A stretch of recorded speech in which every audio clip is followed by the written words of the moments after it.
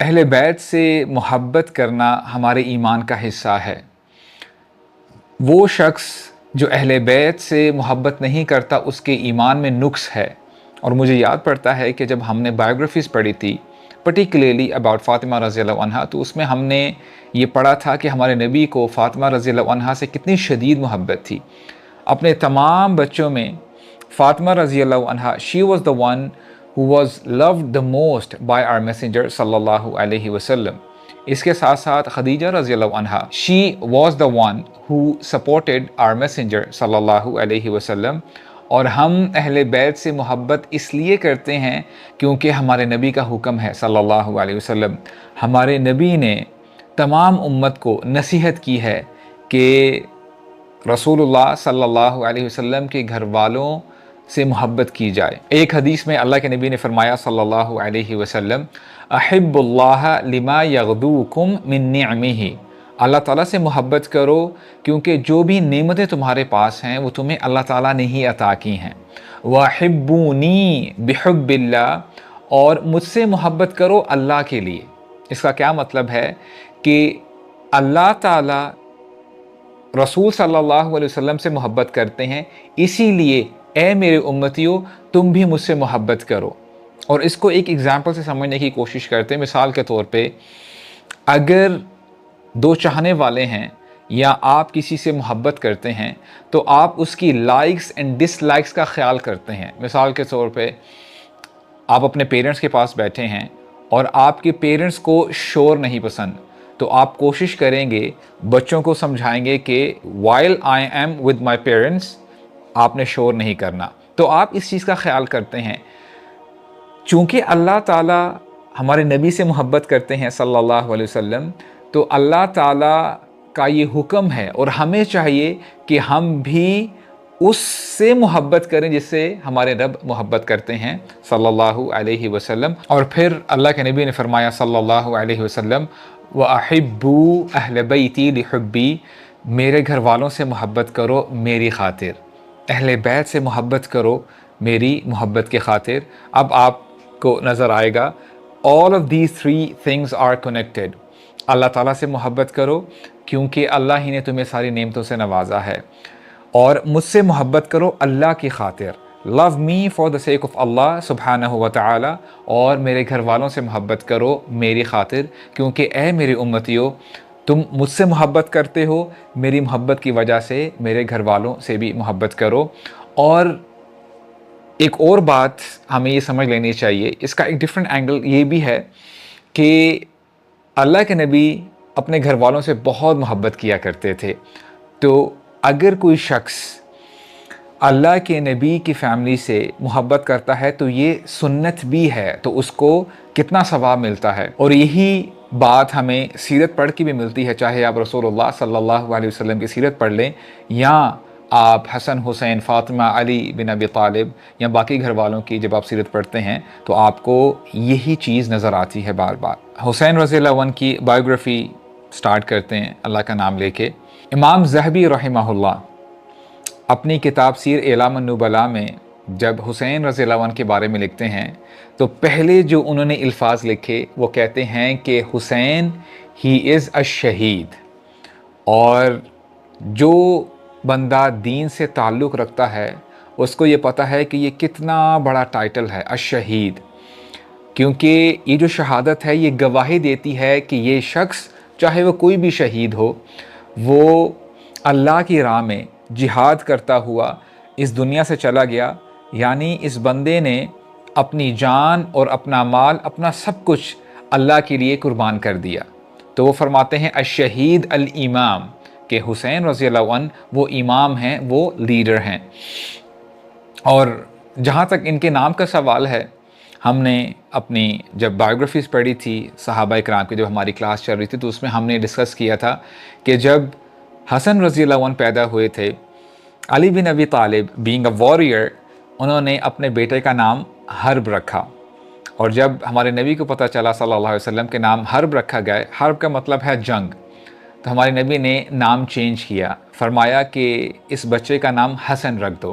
حسن کا نام ہے اچھا، ایکسلنس، گڈنس۔ اور ایک سال بعد جب حسین رضی اللہ عنہ پیدا ہوئے guess what name Ali رضی اللہ عنہ suggested. انہوں نے دوبارہ حرب نام ریکمینڈ کیا، اور جب اللہ کے نبی کو پتہ چلا صلی اللہ علیہ وسلم، آپ نے فرمایا کہ نہیں، اس بچے کا نام حسین رکھو، ہا سین یا نون. اور یہ نام یونیک تھا عرب میں، کیونکہ عرب میں حسین ود صاد یہ نام کامن تھا، البتہ جو حسین ہے یہ نام یونیک ہے، ان کامن تھا، جس کا مطلب ہے ایکسیلنس، بہت اچھائی، بھلائی. تو یہ نام حسین رضی اللہ عنہ کا رکھا گیا.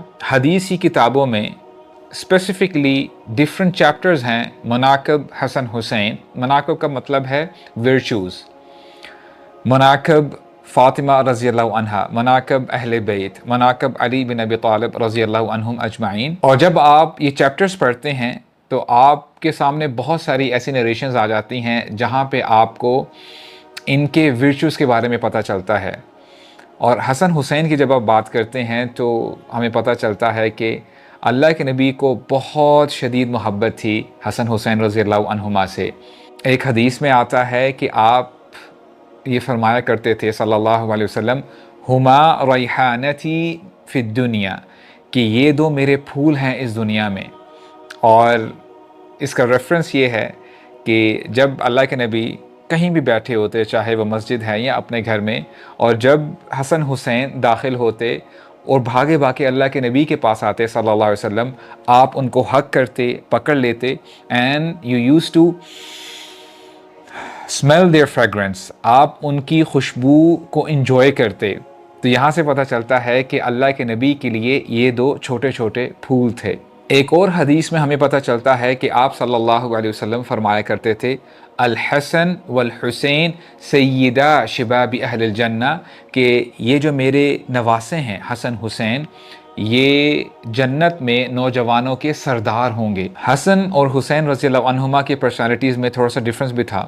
ایک دفعہ ہمارے نبی ممبر پر بیٹھے تھے، آگے آپ کے صحابہ کرام بیٹھے ہیں، اور ہمارے نبی کے ساتھ حسین رضی اللہ عنہ بیٹھے ہیں. تو آپ نے فرمایا صلی اللہ علیہ وسلم، ان ابنی ھذا سید، یہ میرا بیٹا سردار ہے. وَلَعَلَّ اللَّهَ أَن يُصْلِحَ بِهِ بَيْنَ فِئَتَيْنِ عَظِيمَتَيْنِ مِنَ الْمُسْلِمِينَ، اور اللہ تعالیٰ میرے اس بیٹی کی وجہ سے دو بڑے بڑے مسلمانوں کے گروپس میں صلح کروائیں گے. اور دوسری روایت میں ہمیں پتہ چلتا ہے حسین رضی اللہ عنہ مسجد میں داخل ہوتے ہیں. الحسین دخل المسجد وقال صلی اللہ علیہ وسلم، من احب ان ينظر الى سیدی شباب اہل الجنہ، جو شخص پسند کرتا ہے کہ جنت میں نوجوانوں کے سردار کو دیکھے، فلینظر الى هذا، تو اسے چاہیے کہ اس کو دیکھے، اس شخص کو، پوائنٹنگ ٹورڈز حسین رضی اللہ عنہ. اور ایک اور روایت میں ہمیں پتہ چلتا ہے، اور اس روایت کے راوی یعلا بن مرہ ثقفی ہیں، یعلا رضی اللہ عنہ. وہ فرماتے ہیں کہ ایک دفعہ ہم رسول صلی اللہ علیہ وسلم کے ساتھ نکلے، کہیں پہ دعوت تھی، تو راستے میں ہمارے نبی کو حسین رضی اللہ عنہ ملتے ہیں، وہاں پہ وہ کھیل رہے ہوتے ہیں. تو ہمارے نبی اس گروپ سے ہٹ کر تھوڑا سا آگے ہوتے ہیں اور حسین رضی اللہ عنہ کو پکڑنے کی کوشش کرتے ہیں، اور مسکراتے ہوئے، حدیث کے الفاظ ہیں، اپنا ایک ہاتھ ان کے چن پہ رکھتے ہیں اور دوسرا ان کے سر کے پیچھے، اور پھر ان کو کس کرتے ہیں، حق کرتے ہیں. اور صحابہ اکرام کو، جو لوگ آس پاس ہوتے ہیں، فرماتے ہیں، حسین منی وانا من حسین، حسین مجھ سے ہے اور میں حسین سے. احب اللہ من احب حسینا، اللہ تعالیٰ اس شخص سے محبت کرتے ہیں جو حسین سے محبت کرتا ہے. ایک اور حدیث میں ہمیں پتہ چلتا ہے کہ ہمارے نبی نماز پڑھ رہے ہوتے ہیں، اور نماز پڑھتے پڑھتے سبحان اللہ، I'm trying to imagine کہ کیا انوائرمنٹ ہوگی کہ ہمارے نبی جب گھر میں ہوتے ہوں گے یا مسجد میں ہوتے ہوں گے، تو حسن حسین رضی اللہ عنہ ابھی وہ بہت چھوٹی عمر میں ہیں، perhaps 4, 5, 6, 7، تو وہ داخل ہوتے ہوں گے اور اللہ کے نبی کے ساتھ کھیلتے ہوں گے. تو ہمارے نبی نماز پڑھ رہے تھے، اور نماز پڑھتے پڑھتے جب وہ سجدے میں چلے جاتے ہیں تو حسن حسین پیچھے سے آتے ہیں اور آپ کی کمر مبارک پر چڑھ جاتے ہیں. تو صحابہ کرام جو آپ کے رائٹ لیفٹ تھے، ارد گرد تھے، تو انہوں نے ان کو پکڑنا چاہا اور پکڑ کے سائڈ پہ کر دیا. ہمارے نبی نے جب اپنی نماز ختم کی تو آپ لوگوں کی طرف متوجہ ہوئے اور آپ نے تھوڑا سا ناراضگی تو نہیں کہہ سکتے کہ آپ نے اظہار کیا، یہ بتایا لوگوں کو ذروہما کہ ان دونوں کو چھوڑ دو، میرے بچوں کو چھوڑ دو، من احبنی فلیحب ہذین کہ جو مجھ سے محبت کرتا ہے تو اسے چاہیے کہ وہ ان دونوں سے بھی محبت کرے۔ تو یہاں سے نا ان نریشن سے آپ کو پتہ چلتا ہے کہ اللہ کے نبی صلی اللہ علیہ وسلم اپنی کمیونٹی میں یہ بار بار میسیجز دے رہے ہیں کہ میں اپنے گھر والوں سے بہت محبت کرتا ہوں، and what a message is received by the people around our messenger صلی اللہ علیہ وسلم۔ اور ایک اور یونیک نریشن ہے، I found it very surprising۔ ایک دفعہ مسجد نبوی میں جنازہ ہو رہا ہوتا ہے اور جنازے کے دوران حسن حسین وہ مسجد میں داخل ہوتے ہیں اور دونوں ریسلنگ سٹارٹ کر دیتے ہیں۔ So what do you expect what would be the response of our Prophet صلی اللہ علیہ وسلم؟ ہمارے نبی نے کیسے رسپونڈ کیا ہوگا؟ ہمارے نبی فرماتے ہیں ایحن حسن، حسن آگے بڑھو اور جیتنے کی کوشش کرو۔ علی بن ابی طالب سائڈ پہ ہوتے ہیں اور کہتے ہیں کہ اے اللہ کے رسول، آپ حسن کو زیادہ پریفر کر رہے ہیں حسین سے؟ اللہ کے نبی فرماتے ہیں صلی اللہ علیہ وسلم ھذا جبریل یقول ایحن حسین، یہ جبریل ہیں جو کہہ رہے ہیں حسین آگے بڑھو، تم جیتنے کی کوشش کرو۔ تو ہمارے نبی نے ذرا بیلنس آؤٹ کرنے کی کوشش کی۔ تو ان کچھ نریشن سے ہمیں پتہ چلتا ہے کہ کیا ورچو ہے حسن حسین کا اور اہل بیت کا۔ اور اب ہم ایک سٹیپ آگے بڑھتے ہیں اور اپنی بات کو تھوڑا سا ذرا شفٹ کرتے ہیں۔ ایک دفعہ ہمارے نبی گھر میں داخل ہوتے ہیں اور آپ نے دیکھا کہ حسین رضی اللہ عنہ وہ رو رہے ہیں، تو آپ فاطمہ رضی اللہ عنہا کو مخاطب کر کے کہتے ہیں الم تعلمی ان بکاء یؤذینی، کیا آپ جانتی نہیں ہیں کہ مجھے اس بچے کا رونا اذیت پہنچاتا ہے، میں دیکھ نہیں سکتا کہ میرے اس بچے کو تکلیف ہو۔ تو اس واقعے سے ہمیں پتہ چلتا ہے کہ ہمارے نبی کے لیے کتنا مشکل تھا، ان کے لیے کتنا بھاری تھا، وہ اپنے نواسے کی تکلیف کو نہیں دیکھ سکتے تھے، اور ہمارے نبی پہ کیا گزری ہوگی، ان کی کیا فیلنگز ہوگی جب ان کو یہ پتہ چلا ہوگا کہ ان کے نواسے کو شہید کیا جائے گا۔ کبھی کبھار جب ہم کچھ پڑھ رہے ہوتے ہیں یا سن رہے ہوتے ہیں، کچھ ہڈن لیسنز ہوتے ہیں،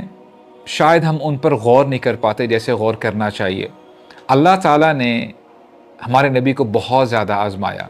آپ ہی کی زندگی مبارک میں 7 بچوں میں سے 6 بچے فوت ہو جاتے ہیں۔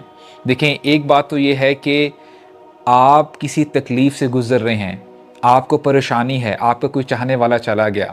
اس کے ساتھ ساتھ ہمیں پتہ ہے کہ جب ہمارے نبی اس دنیا سے جانے والے تھے تو فاطمہ رضی اللہ عنہا آتی ہیں، اللہ کے نبی ان کے کانوں میں پہلے ایک بات کہتے ہیں جس سے وہ اور مزید روتی ہیں، اور تھوڑی دیر کے بعد جب دوسری بات ان کے ساتھ شیئر کرتے ہیں تو وہ مسکراتی ہیں۔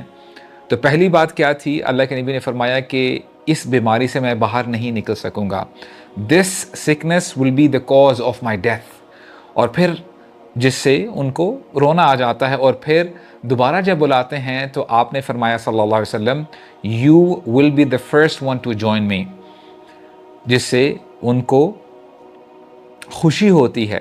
تو یہاں سے ایک ڈیفرنٹ اینگل یہ ہے، اس بات کو اگر ہم اللہ کے نبی کے پرسپیکٹو سے دیکھیں تو ان کے لیے کتنا مشکل ہوتا ہوگا کہ پریزنٹ کی جو مشکلات ہیں، جو پریشانیاں ہیں، جو ان کے چاہنے والے تھے اس دنیا سے چلے گئے، ان کی بھی تکلیف وہ برداشت کرتے تھے، اور جو فیوچر کی نیوز ہیں کہ کچھ ہی عرصے بعد آپ کی بیٹی فاطمہ رضی اللہ عنہا وہ بھی فوت ہو جائیں گی، it was very heavy for our prophet صلی اللہ علیہ وسلم۔ ام سلمہ رضی اللہ عنہا فرماتی ہیں کہ ایک دفعہ ہمارے نبی کھیل رہے تھے حسین رضی اللہ عنہ کے ساتھ، اور کھیلتے کھیلتے جبریل علیہ السلام آتے ہیں اور سوال کرتے ہیں اتحبہ، اے محمد صلی اللہ علیہ وسلم، کیا آپ حسین سے محبت کرتے ہیں؟ تو رسول اللہ نے فرمایا بلا، کیوں نہیں، آف کورس آئی لو مائی سن، میں حسین سے بہت محبت کرتا ہوں۔ تو جبریل علیہ السلام نے یہ نیوز دی کہ آپ ہی کی کمیونٹی میں سے کچھ لوگ ہیں جو حسین رضی اللہ عنہ کو شہید کریں گے۔ تو it was a surprise for our prophet, یہ ایک بہت بڑا دھچکا تھا جو ہمارے نبی کو لگا صلی اللہ علیہ وسلم، and our prophet used to get these surprises.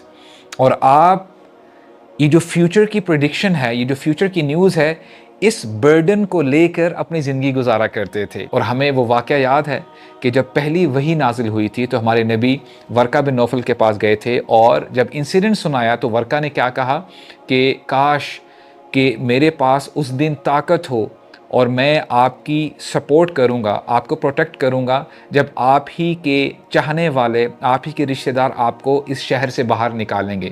تو ہمارے نبی کے لیے یہ بھی سرپرائز تھا کہ یہ کیسے پاسبل ہے کہ لوگ مجھے صادق امین کہتے ہیں تو یہ مجھے کیسے باہر نکالیں گے. حضرت جبریل ہمارے نبی سے کہتے ہیں صلی اللہ علیہ وسلم کہ کیا آپ وہ جگہ دیکھنا چاہتے ہیں جہاں پہ آپ کے نواسے کو شہید کیا جائے گا. اور پھر جبریل علیہ السلام لال مٹی لے کے آتے ہیں اور وہ کربلا کا علاقہ تھا. تو یہ سارا سینیریو بتانے کا مقصد یہ ہے کہ ہمارے نبی کے لیے کتنا مشکل تھا کہ وہ ان پریشانیوں کے ساتھ اپنی زندگی گزارتے تھے جو کہ آلریڈی ان کی زندگی میں تھی، اور ان نیوز کے ساتھ، وہ نیوز جو ان کو دی جاتی تھی فیوچر کے بارے میں کہ آپ کی امت میں یہ فتنے آئیں گے، اتنا کچھ دیکھنے کے باوجود، سہنے کے باوجود بندہ پھر یہ خیال کرتا ہے کہ ہمارے نبی رات کو کیسے سوتے ہوں گے. یہ جو سائیکولوجیکل پریشر ان کے اوپر ہوتا ہوگا، it would be very difficult for him. لیکن اس کا جو دوسرا رخ ہے وہ یہ کہ صحابہ اکرام کہا کرتے تھے رسول صلی اللہ علیہ وسلم سے زیادہ مسکراتا ہوا شخص ہم نے کوئی نہیں دیکھا. یہاں سے ہمیں پتہ چلتا ہے کہ how optimistic our messenger was صلی اللہ علیہ وسلم، کہ ہمارے نبی بہت زیادہ آپٹیمزم کو پروموٹ کرتے تھے. وہ یہ نہیں کہتے تھے کہ بس فیوچر میں یہ ہونے والا ہے، اب مسلمانوں کا کچھ نہیں ہو سکتا. تو it's a lesson for the امہ، یہ ہمارے لیے سبق ہے کہ حالات چاہے جیسے مرضی ہو جائیں، we have to March forward, ہم نے آگے بڑھنا ہے. کیونکہ یہ بات بھی آپ جان لیں کہ اسلام میں وکٹری کی ڈیفینیشن وہ نہیں ہے جو ہمیں لوگ بتاتے ہیں.